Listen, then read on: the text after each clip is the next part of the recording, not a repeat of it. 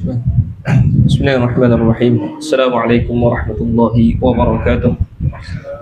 Innal hamdalillah nahmaduhu wa nasta'inuhu wa nastaghfiruh wa na'udzu billahi min shururi anfusina wa min sayyiati a'malina. May yahdihillahu fala mudilla lahu wa may yudlil fala hadiya lahu. Asyhadu an la ilaha illallah wa asyhadu anna Muhammadan 'abduhu wa rasuluh. Arsalahu Allah ta'ala bil huda wa dinil haqq liyudhhirahu 'ala ad-din kullih. Wa kafa billahi syahida. Sallallahu alaihi wasallam tasliman katsiran. Amma ba'd. Saya muliakan ahli jawatan Bahasa Surau, hadirat yang dirahmati Allah Subhanahu wa taala sekalian. Mudah-mudahan kesemua kita di dalam perlindungan, rahmat dan juga kasih sayang Allah Subhanahu wa taala. Amin ya rabbal alamin. Tuan-tuan yang dirahmati Allah, hari ini kita berada pada 10 Jumadal Ula, 10 Jumadal Ula, yang mana penamaan bulan Jumada ataupun orang Melayu kita sebut Jamadil Awal kan. Sebutan yang betul bukan Jamadil tetapi Jumada. Dalam bahasa Arabnya bukan Jamadil Awal. Sebab dia perkataan dia Jumada, dia adalah muannas. Jumada, bila Jumada dia tak boleh sebut awal lah, dia kena sebut Jumada al-ula. Awal untuk benda yang muzakkar, ula untuk benda yang muannas. So sebutan dia adalah Jumadal ula. Tak apalah, dalam bahasa Melayu kita akan eja Jamadil awal, betul kan? Tapi dalam bahasa Arab Jamadil awal salah, Jumadal ula. Okay, so yang keduanya, kalau Melayu Jamadil awal, yang keduanya Jamadil akhir kan. So kalau bahasa Arab Jumadal ula, yang kedua akan jadi Jumadal akhirah. Sebab dia muannas, belakang pun muannas. Jumadal akhirah. Okey, tak apalah. Sedikitlah maknanya penamaan tentang bulan Jumada ni tadi. Jadi apa maksud Jumada? Jumada maksud dia beku, keras, sejuk lah. Rabi' sebelum daripada ni bulan apa? Rabi' kan? Rabi' itu maksud dia spring, musim bunga kan. Kalau kita ikut susunan tu spring, summer, spring, summer, autumn, winter. Okey lah, spring, summer, autumn, winter. Jadi dia patutnya musim panas, daripada musim panas tu dia jadi spring. Lepas spring tu musim sejuk sepatutnya. Susunan tu salah tu. Lepas spring kan, spring dia dah sejuk dah, dia dah start sejuk, dah start musim bunga. Lepas tu autumn, lepas tu winter lah, dia dah start nak sejuk lah tu. Okay, jadi Jumada ni dia datang lepas spring, dia nak start sejuk kan. Jumada ni nak start sejuk lah. Jadi dia dah kira nak musim sejuk lah. Jumada beku kan. Jadi penamaan dia tu sebahagian mengatakan dinamakan kerana air waktu pagi pada waktu tu dia start membeku, beku sejuk lah. Okay, jadi ada juga yang memberitahu asal dia kerana disebabkan lepas Jumada ni bulan apa? Jumadal awal, Jumadal akhir, lepas tu bulan Rejab. Jumada ni selain maksud dia beku, maksud dia juga maksud dia macam bila beku ni maksud dia tahan, tak mau berperang kan, sebab nak dekat dengan bulan Rejab tadi tu. Jadi itu juga antara sebab orang dinamakan bulan Jumada ni tadi. Okey, sebanyaklah tentang bulan Jumada. Alhamdulillah hari ini kita masih lagi diberi nyawa. Allah Ta'ala masih beri kita peluang. Sebab hari ini sahaja saya dapat 2 berita kematian. Yang pertama sekali, yang tidak saya dapat dalam grup ni pun sama. Sahabat Cik Rahmat. Jemaah ni. Sebab dia duduk kat Sungai Baru, anak dia tu bekerja di tempat saya lah, Unimed. Anak dia ada seorang kerja kan. Jadi bila kita dengar tu, saya pun pergilah salat jenazah dia tadi. Jadi umur ni kan muda lagi lah kan. Maksudnya bila benda-benda macam ni berlaku kan, dia mengingatkan, menginsafkan kita. Mati itu bukan mengira umur kan. Anytime je kita. Sebab tu Nabi SAW dia kata, Nabi suruh pergi ziarah kubur kan. Nabi waktu mula-mula Islam, Nabi tak bagi ziarah kubur ni. Nahana an ziyaratil qubur. Aisyah cerita, waktu awal Islam tu Nabi tak bagi ziarah kubur ni. Sebab dia orang start percaya benda pelik-pelik ni. Waktu orang kepercayaan Arab jahiliyah ni percaya kubur ni adalah roh boleh bangkit lah. Banyak benda Nabi tak bagi, jangan ziarah kubur ni. Tapi setelah Nabi SAW bawa Islam yang jelas mesejnya, apabila mati lah. Yang kita takut tu sebenarnya bukan roh daripada kubur tu, bukan. Yang kacau kita tu adalah jin. Jadi sahabat dah faham benda ni, Nabi kata ziarahlah kubur. Nabi kata fazuruhal an, Nabi kata ziarahlah sekarang ni. Fa innaha yudhakkirukum bil maut. Sesungguhnya ia mengingatkan engkau tentang mati. Ziarahlah. Jadi sikit sebanyaklah mengingatkan kita tentang kematian. Tuan-tuan. Baik. Apa lagi tadi? Tadi saya nampak juga dalam grup tadi doa tadi. Ada doa tadi kan, ya hayyu ya qayyum bi rahmatika astaghith. Tuan-tuan lancar elok tu. Nabi SAW suruh baca doa tu waktu pagi, idza asbahta wa idza amsayta. Apabila pagi baca doa ni. Sebab maknanya very good. Ya hayyu ya qayyum bi rahmatika astaghith aslih li sya'ni kullah wa la takilni ila nafsi tarfata ain. Baca doa tu Kadang-kadang apabila kita ni rasa sempit sangat hidup ni, kadang-kadang kita doa benda tu kita rasa lapar. Ya hayyu ya qayyum, wahai yang maha hidup, wahai yang menggerakkan segala-galanya. Qayyum, Tuhan itu qayyum, maknanya qayyum dia bergerak dengan sendirinya dan dia penggerak kepada semua benda. Kalau tidak ada zat ini, tak ada semua ni tak boleh bergerak. Dia yang hidup dan dia yang menggerakkan segala. Ya qayyum bi rahmatika, dengan rahmatmu, astaghith, aku minta tolong sangat. Yang ni dalam bahasa Arab bi rahmatika tu tadi, itu nama dia tawassul. Apa dia tuan? Tawassul. Ini yang benda yang orang khilaf ni, tawassul. Allah Subhanahu Wa Taala ataupun Nabi sallallahu alaihi wasallam suruh kita bertawassul dengan nama-nama Allah, kan? Walillahil asmaul husna fad'uhu biha. Milik Allah nama-nama yang cantik. Doa dengan nama-nama ni. So kita disunatkan untuk berdoa, kita mohon dengan Allah ataupun bertawassul dengan nama-nama Allah.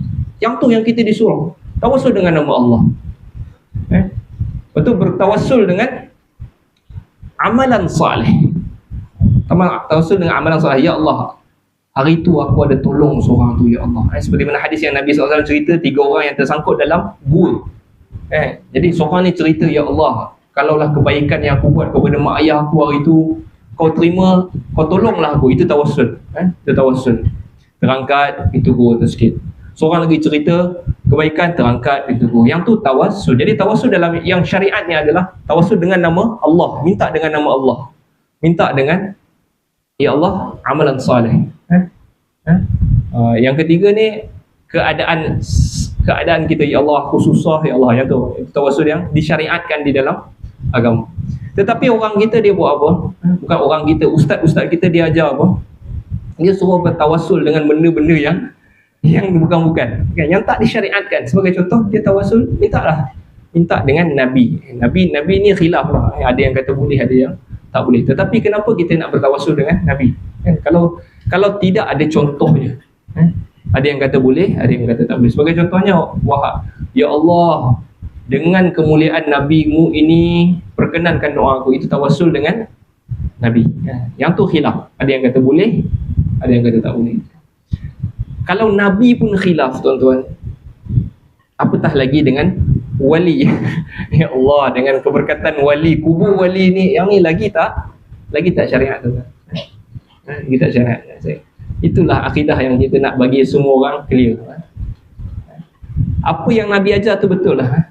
Yang ni Nabi ajar tadi, ya hayyu ya qayyum bi rahmatika, dengan sifat rahmatmu ya Allah. Yang nama dan juga sifat Allah, rahmatmu ya Allah, dengan sifat rahmatmu, sifat kasih sayang kau ini ya Allah. Rahmatika astaghith. Astaghith ni tuan-tuan, minta tolong minta tolong dalam bahasa Arab ni banyak perkataan yang boleh kita pakai. As'aluka, minta kan, atlubuka, aku minta kan. Tapi bila astaghith, maknanya dia sangat terdesak. Ghais tu, astaghith, ghais tu minta hujan. Ghais tu hujan yang kita dah tak ada air sangat ni. Kalau tak turun hujan esok ni memanglah mati semua pokok ni. Kita tanam 2 ekar kan, tak turun hujan ni, habis pokok ni. Ya Allah, tolonglah turun. Kita terdesak sangat. Kita terdesak sangat nak hujan ni. Yang tu astaghith, ya Allah, aku minta tolong sangat, astaghith. Aslih li, perbaikilah untuk aku ini. Sya'ni, urusan aku, kullah, semuanya, segala-galanya. Wala takilni, dan jangan engkau wakilkan untuk aku ini, ataupun jangan kau tinggalkan aku ini. Tarfata'in, sekelip mata. Kadang-kadang kalau kita rasa terdesak tu, kita doa kan. Kalau tuan-tuan perasan lagi satu, kebanyakan doa yang Nabi SAW amalkan dan ajarkan kepada kita, kesemuanya lafaz mufrad. Lafaz mufrad kalau tuan-tuan perasan, semuanya kalau kita baca doa sendiri mufrad. Doa tu bila kebanyakannya Nabi ajar tu, dia akan lafaz tu seorang. Jaranglah ramai ni kan, jarang. Biasanya seorang. Sebab apa? Apa hikmah dia? Kan, Rabbighfirli warhamni kan dia. Kalau kita baca Allahumma ba'id baini wa baina khataayaya kama ba'adta bainal masyriqi wal maghrib. Tetapi semuanya, ya Allah, jauhkan aku, ampunkan aku, kesian ke aku, sayang ke aku, semuanya aku. Kenapa? Kerana doa itu sifatnya minta seorang. Kita minta seorang-seorang. Dia bukan sifat normally ada setting yang ramai, tetapi biasanya doa itu adalah seorang. Kita minta. Doa itu bukan yang apa yang kita amalkan dalam masyarakat kita, iaitu berjemaah. Amin. Apa yang amin tak tahu kan belakang. Apa dia doa entahlah. Amin. Yang tu bukan doa. Yang tu tolong amin lah maksudnya. Amin doa ni dia kena tahu apa dia minta. Apa dia? Itu doa. Kan? Macam orang buat contoh lah kan. Tak faham lah. Jadi kita pun hantar surat kepada adun ni dalam bahasa Arab. Lepas tu adun tu pun tanya, kau minta apa ni? Entahlah. Kan, jadi apa yang kau minta sebenarnya? Minta itu mesti engkau tahu. Jadi doa itu setting asalnya, defaultnya, asalnya adalah seorang-seorang lah. Kita minta apa yang kita nak kepada Allah SWT. Kadang-kadang sahaja ataupun seperti doa kunut nazilah, yang tu memang ramai. Kunut nazilah, Nabi doa kunut nazilah, Nabi doa minta hujan, istisqa, minta ramai. Okey tuan-tuan, sikit mukadimah untuk tuan-tuan pada hari ini sajalah tuan-tuan. Nak bagi tuan-tuan segar sikit. Okey, kita nak sambung pengajian kita pada minggu lepas. Kita sambung sebab tak habis minggu lepas tu. Kita dah masuk di dalam bab menetapkan ulu, ketinggian Allah di atas makhluk-makhluknya. Yang ni dalam tajuk ini kita nak cerita bahawa kita mesti mengisbatkan, mensabitkan sifat tinggi bagi Allah Subhanahu Wa Taala. Tinggi yang macam mana? Tinggi itu boleh difahami dua, secara maknawi dan juga secara zati. Maknawi maksudnya macam saya. Saya seorang pensyarah, contohnya lah kan. Kedudukan dalam masyarakat tinggi ke, sederhana ke, bawah. Orang akan anggap macam syarah. Dia macam itu secara maknawi. Dia bukan syarah tu ke atas, bukan. Tapi orang akan anggap tinggilah. Ataupun orang anggap doktor kan. Semua orang nak jadikan anak dia doktor kan. Jadi doktor adalah tinggi. Itu secara maknawinya. Secara zati maksudnya orang tu memang di atas. Itu maksudnya. Okay, jadi kita nak tetapkan Allah ni, ketinggian Allah ni secara maknawi sahaja ke ataupun sekali dengan zati? Kedua-duanya. Maknawi memanglah tak ada siapa yang kata Allah itu rendah daripada orang lain. Tentulah secara maknawi Allah lebih, memang Allah lah paling tinggi. Tetapi zat Allah Subhanahu Wa Taala itu juga tinggi. Kenapa? Kerana Allah Taala menceritakannya di dalam Al-Quran. Dia tinggi. Jadi kita anggap dia tinggi lah. Okay, itu yang kita nak clear kan. Jadi kita dah cerita itu. Kita cerita nombor satu hari tu. Kenapa kita kena faham macam ni? Sebab dalam Al-Quran sentiasa menceritakan Allah itu dengan sifat Al-Ulu. Al-Ulu, Allah itu tinggi. Wa huwal aliyyul azim. Seperti mana kita baca dalam ayat wa huwal aliyyul azim. Ayat apa tuan-tuan? Ayat kursi. Ayat kursi wasi'a kursiyuhus samawati wal ard wa la ya'uduhu hifzuhuma wa huwal aliyyul azim. Ali itu tinggi ataupun seperti surah Al-A'la, sabbihisma rabbikal a'la yang mana Allah Ta'ala Allah cerita tentang dia Tuhanmu yang maha tinggi. Yang keduanya dengan fauq, dengan perkataan yang lain seperti fauq dan sebagainya. Nombor satu, dari dalilnya kita kena percaya kedua-duanya Tuhan itu bersifat dengan sifat tinggi kerana dalil Al-Quran banyak sangat cerita tentang benda ni. Yang keduanya, kita cerita juga pada minggu lepas bahawa Nabi SAW juga cerita dengan para sahabat dia benda yang sama. Sahabat faham Tuhan ni di mana? Tinggi di langit lah. Itulah kefahaman Nabi dan para sahabat. Seperti mana saya cerita apabila Hajjatul Wada, Nabi tanya kepada sahabat, Nabi kata, ala hal ballaghtum? Dia tanya kepada sahabat. 100,000 sahabat tanya, tidakkah aku telah menyampaikan benda ini? Lalu dia kata, Allahumma syahad. Dia tunjuk kepada sahabat. Dia tunjuk, Allahumma, ya Allah, isyhad, saksikan. Dia orang ni jadi saksi. Jadi itu menunjukkan Nabi juga faham macam ni. Selain daripada itu, dalam hadis juga Nabi SAW ceritakan tentang Nabi Sulaiman. Nabi cerita dalam hadis diriwayatkan Ahmad yang disahihkan oleh Al-Albani. Nabi cerita tentang Nabi Sulaiman, dia keluar berdoa istisqa, minta Allah Ta'ala turunkan hujan, dan dia berjumpa dengan seekor semut. Seekor semut ni, semut ni tengah berdoa kepada Allah dalam keadaan terbalik dia punya badan, kaki ke atas kan. dan semut ni dia minta apa? Allahumma inna abduka inna ibadak, wahai ya Allah, kami ini hamba Engkau, isqi, bagilah kami air, bagilah hujan. Lalu Nabi Sulaiman, jadi dia minta di mana? Nak cerita dalam hadis ni, walaupun semut tu macam tu dia jalankan, jadi terbalik kan, nak minta kepada Allah di atas kan, dia minta Allah, maksudnya Allah tinggi di atas. Dia minta hujan. Lalu Nabi Sulaiman bagi tahu kepada semut tu, baliklah. Sesungguhnya nanti hujan akan turun, tetapi disebabkan doa orang lain. Ada orang lain yang minta doa, Allah akan makbulkan. Kau tak payah, tak apa, kau boleh balik. Macam itulah cerita hadis tu.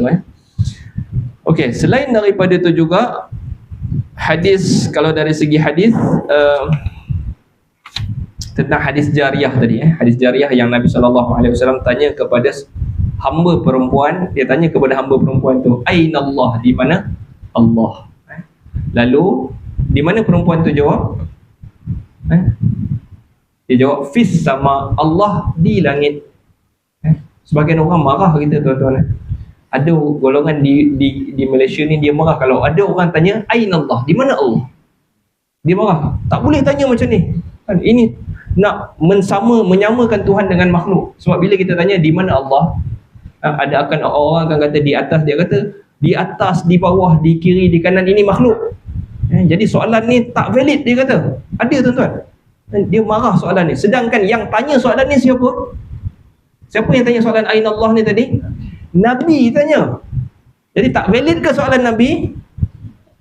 Biadabnya mereka demi mempertahankan mazhab mereka, mazhab mereka yang taklah tegap sangat mazhab tu, yang boleh orang serang dia kan, tapi dia adalah satu mazhab yang kuat di Malaysia ni tu. Aina Allah. Okey.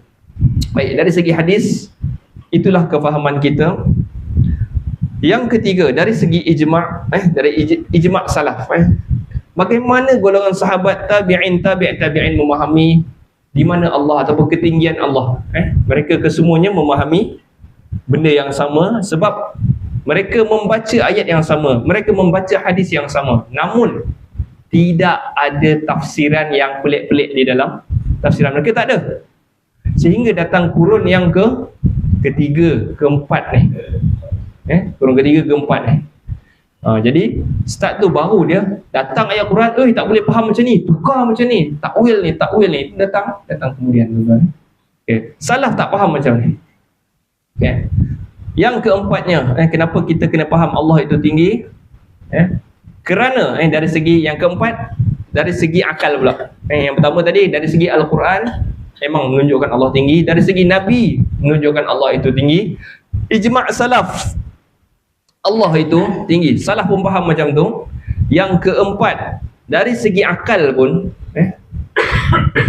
kalau orang tanya mana Allah, kalau ada orang jawab mungkin kat atas, mungkin kat bawah, kan dia boleh jawab macam tu dari segi akal. Tetapi yang bawah ini mustahil, sebab dia menyebabkan Allah itu, kalau dia di bawah maknanya makhluk atas dia, jadi kekurangan pula dengan Allah, jadi bawah mustahil. Sisi Allah mesti atas daripada kita. Faham tuan-tuan? Itu yang keempat. Yang kelima, dari segi fitrah. Fitrah pun kita akan directly, kita akan faham fitrah kita sentiasalah apabila kita mengharapkan yang di atas. Kalau kita berdoa, kita akan menghadap di langit. Dan juga bukan kita sahaja. Kalau saya cerita tadi, siapa yang minta doa menghadap ke langit tadi? Samud pun menghadap. Samud pun fitrah dia nak minta terbalik kan. Dia pun tak tahu mana Allah, tapi dia fitrah dia. Kakinya di atas kan. Semut dia tak ada tangan, dia ada kaki, 4 kaki, 5 kaki. Jadi itulah dia akan terbalik dan dia minta kepada Allah Subhanahu Wa Taala. Baik, jadi itu ada 5 dalil menunjukkan bahawa Allah Subhanahu Wa Taala tinggi di atas.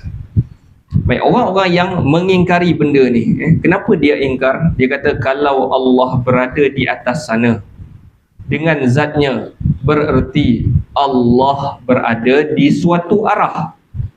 Jika dia di suatu arah, bererti dia telah terbatas oleh ruang dan juga tempat. Dan dia adalah jasad. Kalau kita letakkan pada arah, maknanya dia macam jisim. Dan ini adalah sesuatu yang mustahil, tuan-tuan. Jadi tuan-tuan kalau dengar orang tu hujah, tak bolehlah Allah ni berarah. Sebab apa? Sebab mereka dah ada kaedah. Mereka dah ada kaedah. Tak boleh nak tempatkan Allah kat sini, sebab kaedah tadi yang kita cerita, kaedah Aristotle, yang kita pernah cerita dulu. Tuhan itu dia tak boleh masuk dalam alam kita ni. Tuhan dia mesti cerita luar. Dia tak boleh. Kalau dia ada sama macam kita, maknanya kita telah membataskan Allah SWT. Okey, jadi macam mana kita nak jawab benda ni? Yang pertamanya tuan-tuan, dia kata tak bolehlah letak Allah macam ni, nanti Tuhan jadi ada ruang, ada arah, ada jasad, macam Tuhan itu jisim. Baik, yang pertama sekali kita boleh jawab kepada mereka, pertama, kita tidak boleh tolak dalil semata-mata kaedah kita tak sesuai. Kita dah ada kaedah tadi, tak boleh kat sini, tak boleh kat sini, sebab kaedah kita. Tak boleh kita tolak dalil. Allah kata tinggi dia. Sabbihisma rabbikal a'la. Tuhan kata dia tinggi, dia tinggi ya.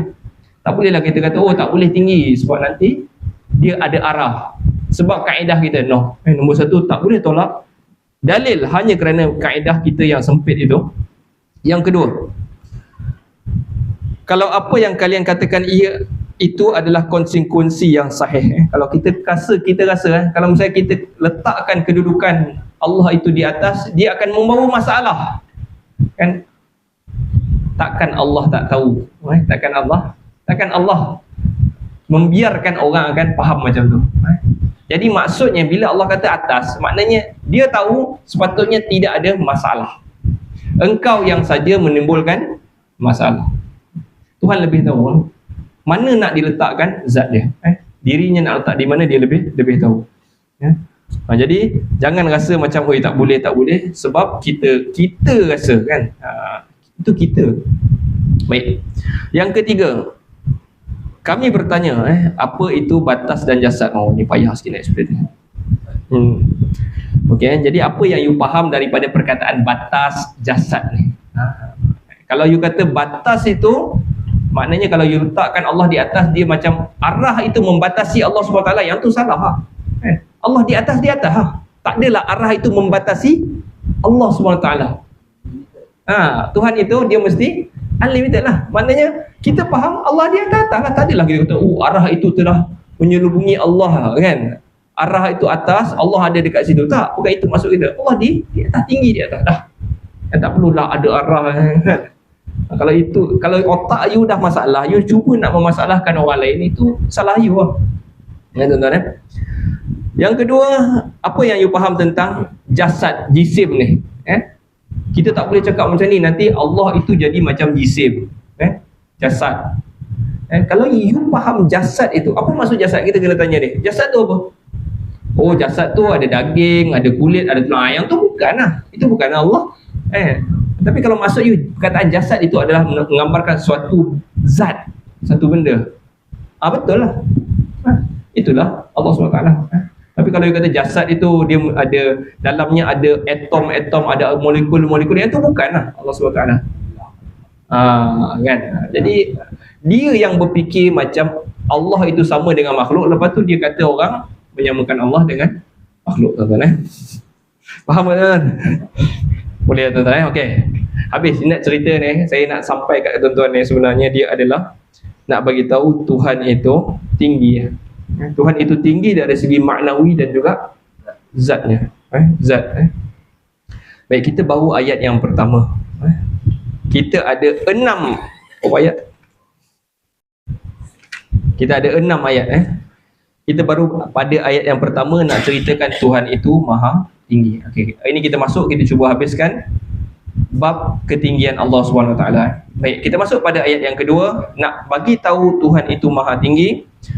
Firman Allah, qauluhu bal rafa'ahu Allahu ilaihi. Allah kata bahkan dia mengangkat, bahkan Allah mengangkatnya kepadanya. Ini cerita apa ni? Nabi Isa. Ayat ni sebelum daripada ayat ni, bahkan Allah mengangkatnya kepadanya. Jadi bila kita mengangkat, maksudnya atas kan? Nak buktikan Allah di atas ni, nak beritahu Allah di atas. Allah angkat Nabi Isa di atas. Sebelum daripada ayat ni tadi, ayat tu berbunyi, inna qatalnal masiha Isa ibn Maryam rasulullah wa ma qataluhu wa ma salabuhu walakin syubbiha lahum wa innal ladhina ikhtalafu fihi la fi shakkin minhu ma lahum bihi min ilm illa ittiba'adh dhann wa ma qataluhu yaqinan bal rafa'ahu Allahu ilaihi wa kana Allahu azizan hakimah. Jadi apa maksud ayat tu? Maksud dia, dan kami bal rafa'ahu Allah, bahkan ini nak cerita, nak beritahu ada benda yang dinafikan. Bal sorry, ni cerita start apa tadi? Inna qatalna. Okey, inna qatalna. Sesungguhnya kamilah yang membunuh Isa, Al-Masih Isa ibnu Maryam. Siapa yang bunuh ni? Ada orang claim apabila disalib sahaja orang yang macam Isa tu, mati dia, orang yang pun cakap kamilah yang bunuh Isa ibnu Maryam. Siapa yang kata ni? Yahudi kata kami dah bunuh Isa ibnu Maryam. Rasulullah tu yang utusan Allah itu. Lalu Allah kata wa ma qataluhu, mereka tak bunuh dia. Wa ma salabuhu, dia tidak salibkan mereka. Dia tidak salibkan Isa itu. Walakin syubbiha lahum, tetapi mereka itu dikelirukan. Betul ke kita? Yang gantung tu Isa ke kan? Dia sebenarnya semua rasa-rasa sahaja. Sesungguhnya mereka itu ikhtalafu fihi, mereka itu berkhilaf padanya, la fi syakkin minhu, dan benar-benar mereka itu di dalam keraguan berkaitan itu. Ma lahum bihi min ilmin, mereka itu tidak ada ilmu, tak pasti pun, illa ittiba'az zann, kecuali mereka hanya menyangka. Wa ma qataluhu yaqinan, mereka tak bunuh dia dengan yakin. Lalu Allah kata apa? Bal, bahkan apa yang berlaku sebenarnya, rafa'ahu Allahu ilaihi, Allah angkat Nabi Isa kepadanya, wa kana Allahu azizan hakimah, dan sungguhnya Allah itu maha perkasa lagi maha bijaksana. Baik. Nak buktikan dalam ayat ni sikit je. Bahkan dia mengangkatnya, Allah mengangkatnya kepadanya. Itu je saya nak beritahu. Bila angkat, dia makin ke bawah ke? Tak. Angkat maknanya dia tinggi lah. Ini juga bukti yang kedua bahawa Allah Ta'ala itu tinggi. Okey, itu ayat yang kedua. Ayat yang ketiga.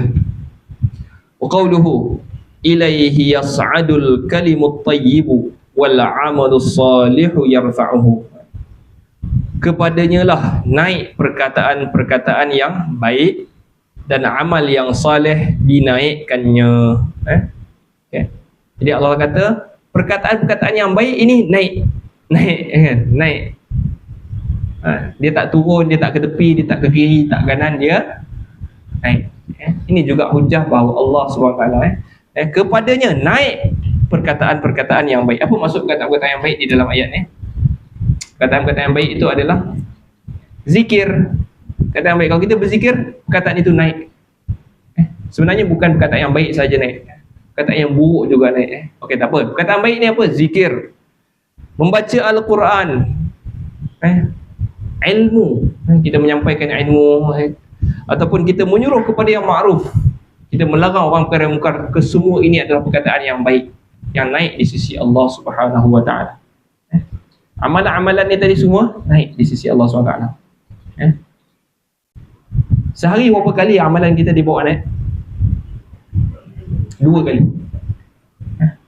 Bila? Subuh dan juga salat asar.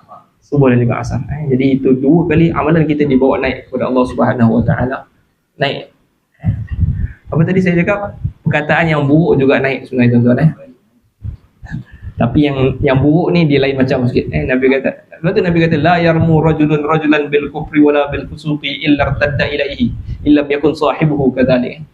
Jangan kau lontarkan la yarmu rajulan bil kufri. Jangan kau lontarkan, jangan seorang lelaki lontarkan perkataan kufur ataupun fasik kepada lelaki yang lain, sebab perkataan itu akan patah balik dekat dia kalau sahabat dia bukan orang yang layak untuk terima perkataan tu. Jadi kita tuduh orang, puak-puak ni, puak kafir semua ni kan. Kita tuduh orang, perkataan tu naik. Kalau orang tu betul kafir, pergi kat orang tu. Tapi kalau dia bukan kafir seperti mana yang kita dakwa, dia akan patah balik kepada kita. Jadi jaga-jaga apabila kafirkan orang. Jangan kita kafirkan. Perangai ni ada dulu kan, mana-mana jamaah pun ada. Jadi jangan kita patah balik. Zaman ni jangan patah balik. Jangan kafir kau orang. Bahkan Nabi kata jangan fasikkan orang. Kau ni memang kaki buat dosa kau ni. Jangan. Kalau betul lah perkataan tu pergi kat dia. Tapi kalau bukan, patah balik dekat kita. Kita orang baik beramal soleh, tapi kita suka tuduh orang. Jadi pengakhiran kita pula, kita tuduh orang kafir, pengakhiran kita akan jadi kafir. Wal'iyazubillah. Tuan-tuan jaga-jaga. Okey, itu perkataan-perkataan yang baik. Itu ayat yang ketiga, menunjukkan perkataan naik kepada Allah Subhanahu Wa Taala. Ayat yang keempat, ayat yang keempat nak menceritakan Tuhan itu maha tinggi. Qauluhu ya Haman ibni li sarhan la'alli ablughul asbab as-samawati fa'attali'a ila ilahi Musa wa inni la'adhunnuhu kadhiba. Okay. Itu adalah ayat yang keempat. Apa maksud ayat tadi? Wahai Haman. Haman ni siapa? Dia punya orang kanan Firaun lah, tuan-tuan. Wahai Haman, buatkanlah bagiku sebuah bangunan yang tinggi supaya aku sampai ke pintu-pintu, iaitu pintu-pintu langit, supaya aku dapat melihat Tuhannya Musa, dan sesungguhnya aku yakin dia seorang pendusta. Jadi ayat ni membuktikan apa, tuan-tuan? Firaun dia faham Tuhan di mana? Di atas. Sebab apa dia faham Tuhan di atas? Sebab sebelum daripada tu, yang logiknya maknanya Bila ditanya kepada Nabi Musa, mana Tuhan kau?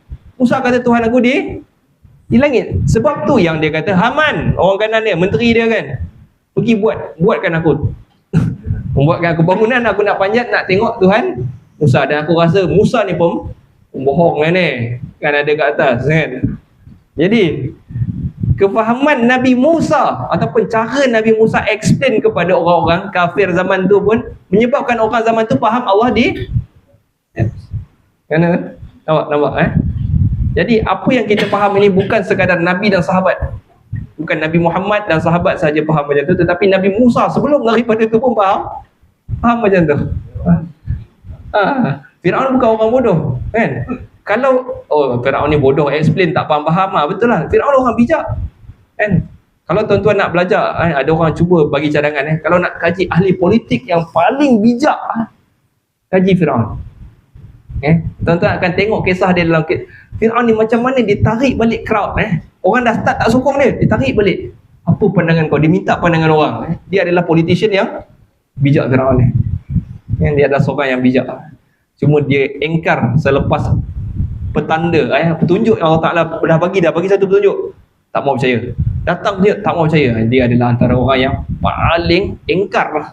Tetapi dia bukan orang bodoh, dia orang otak dia first class. Otak dia first class. Okey. Jadi apa yang ayat yang keempat ni nak beritahu kepada kita adalah Allah ataupun Nabi Musa juga memahami bahawa Allah juga di atas tuan-tuan. Okey.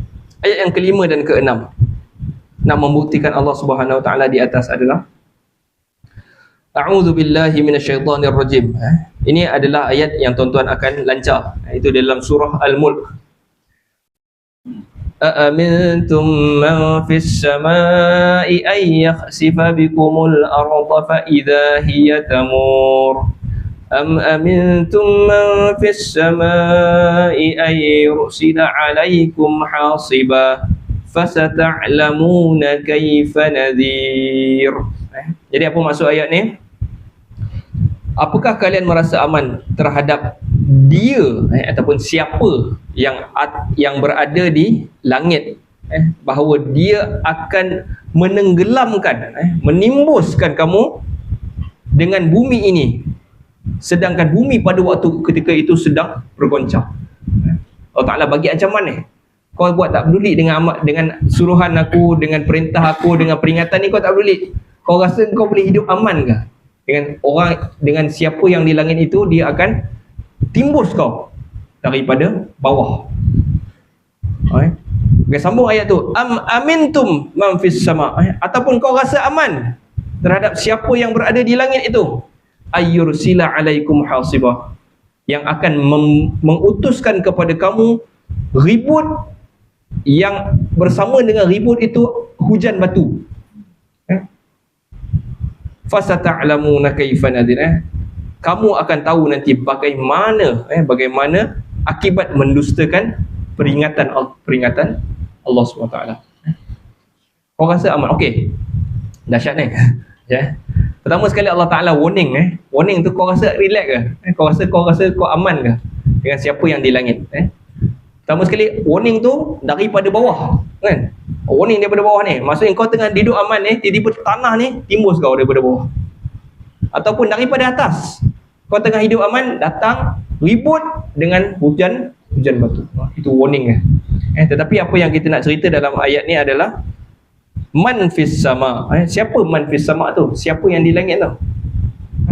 Siapa tu? Itu adalah Allah Subhanahu Wa Ta'ala. Okay, Allah Ta'ala ni mengancam macam-macam lah kepada orang-orang yang engkar ni. Kalau dalam ayat yang lain Allah kata fakullan akhadna bidhanbih. Kesemua telah kami ambil tindakan disebabkan dosa-dosanya. Faminhum man arsalna alaihi hasiba. Di kalangan mereka ada yang telah kami utuskan kepada mereka hujan batu, ribut dan juga hujan batu. Wa minhum man akhadathu sayhah. Dan di kalangan mereka ada yang telah kami ambil tindakan dengan jeritan sayhah. Maknanya ada satu kita kalau boleh satu pekikan ni memang boleh mati kita. Maksudnya kita kalau dengar pekik tu kita rasa sakit kan. dia bergegar kan. Yang ni pekikan yang menyebabkan orang itu mati. Dan di kalangan mereka, man khasafna bihil ardh, telah kami timbus di bawah bumi. Wa minhum man aghraqna, dan di kalangan mereka ada yang kami tenggelamkan di laut. Aghraqna. Jadi macam-macam daripada atas, daripada bawah. Ada yang daripada angin bunyi ada yang tenggelam di dalam laut. Okey. Ini adalah ayat yang kelima dan keenam, yang kedua-duanya membuktikan man fis sama, siapa yang di langit. Siapa yang di langit itu? Maksudnya adalah Allah Subhanahu wa ta'ala. Kejap ni ada satu perbahasan yang perlu tak syarah ni. Ala dengan fi, aduh. Kejap. Kita mengartikan langit dengan ulu tinggi dan langit dengan makna ini dalam bahasa Arab. Okey. Apa, kita bacalah sikit. Okey, dia akan jadi isu di sini tuan-tuan. Amintum man fis sama'. Adakah kamu berasa aman terhadap siapa yang berada di langit? Okey, bunyi ayat tu macam tu. Siapa yang berada di langit? Fis sama', di langit. Baik. Ayat ni menjadi bermasalah. Dia akan macam bunyi macam bermasalah. Okey. Jadi fis sama', dia macam menunjukkan macam Tuhan itu berada di langit. Langit tu yang besar, Tuhan tu part of macam berada di langit tu. Langit tu yang menguasai Tuhan. Bunyi dia macam tu. Adakah sesuai maksud dia? Tidak. Bukan itu maksud dia. Sebab di dalam pepatah Arab juga ataupun ayat Quran yang lain, Allah ceritakan anzala minas sama'i ma'a. Dia telah menurunkan daripada langit itu air. Tuan-tuan, hujan ni turun daripada langit ke? Tidak. Hujan turun daripada awan. Langit atas lagi. Langit atas lagi. Awan yang menurut, yang hujan tu turun daripada awan, sahab dalam bahasa Arab. Jadi kita, bagaimana kita faham ayat ni tadi, begitu juga kita faham Allah bukan literally dekat langit tu. Dia macam-macam kita faham, oh Allah kata Allah turunkan air daripada langit. Bukan, maksudnya bukan langit tetapi awan. Kita faham macam tu, begitu juga kita faham ayat yang tadi tu. Bukan maksud dia Allah tu di langit tu, bukan. Okey, itu cara pertama kita nak faham. Faham kan? Bolehlah. Yang keduanya adalah kita faham perkataan fis sama' tadi. Dalam bahasa Arab juga boleh faham perkataan fis sama'. Fi tadi membawa maksud ala, atas. Atas. Jadi dua-dua cara ni boleh menyebabkan kita tak faham Allah Ta'ala macam sebahagian berada, sebahagian daripada di langit tu. Okey, dah settle. Tuan-tuan jangan berfikir lebih-lebih sangat ni tuan-tuan. Tuhan ni kita tak boleh macam tu lah. Kita tak boleh fikir pun kan. Tuhan ni tak ada siapa pernah tengok pun Tuhan. Konsep apa yang saya sebutkan hari ni, tanam juga satu lagi kaedah, laisa kamitslihi syai', itu je. Tuhan tak sama macam apa pun. Di langit tu macam mana? Macam ada seekor burung duduk di atas. Tak. Semua tak. Laisa kamitslihi syai'. Clear tuan-tuan? Okey, di antara faedah dari segi perilaku ayat ini, apabila seseorang mengetahui bahawa Allah di atas segala sesuatu, maka dia mengetahui kadar kekuasaan dan penguasaannya atas makhluknya. Dalam kondisi tersebut, dia akan mengagungkannya dan takut kepadanya. Jika sudah demikian, maka dia bertakwa kepadanya, menjalankan kewajipan dan menjauhi yang diharamkan. Jadi habis tajuk Al-Ulu ni tadi, Tuhan bersifat dengan sifat tinggi. Jadi dia buat kesimpulan ni, kalau kita tahu Tuhan itu di atas tuan-tuan, di atas kita lebih berjaga-jaga. Sebab di atas adalah tempat yang paling strategik, yang boleh nampak segala-galanya di mana? Di atas lah, kan? Bird eye view kan hari ni kan. Kalau hari ni peperangan semua, macam mana dia bunuh Yahya Sinwar ke? Sinwar tu sebab terjumpa kan. Kalau dia bunuh Iran, di Iran itu dia bunuh siapa? Ismail Haniyah kan? Ismail Haniyah tu daripada mana? Atas kan, atas sebagainya. Jadi itu antara, kalau kita tahu Tuhan itu tinggi di atas kita kan, dia tahu segala-galanya yang kita lakukan. Instead of kita faham Tuhan ni tidak ada arah kan, tak ada arah kiri, tak ada arah kanan, kita pun susah lah tuan-tuan. Macam iman apa yang tu kan, iman apa yang macam tu? Iman itu tidak sesuai difahami oleh kebanyakan orang, termasuk ustaz pun tak sesuai ya. Sebab ia bukan apa yang diajarkan oleh Allah dan juga Rasulnya. Ia diajar oleh Aristotle dan juga sahabat-sahabatnya, golongan-golongan kafir. Dia tak sesuai untuk difahami sebegitu kan. Wallahu ta'ala alam. Nasallallahu ta'ala yanfa'ana bima sami'na wa yaj'alana hudatan muhtadin. Allahumma arham mautana wa shfi mardana wa 'afi mubtalana waj'al akhiratana khairan min dunyana. Sallallahu ala sayyidina Muhammad wa ala alihi wa sahbihi wa sallam. Walhamdulillahi rabbil alamin. Azan kan? Dah masuk? Masuk.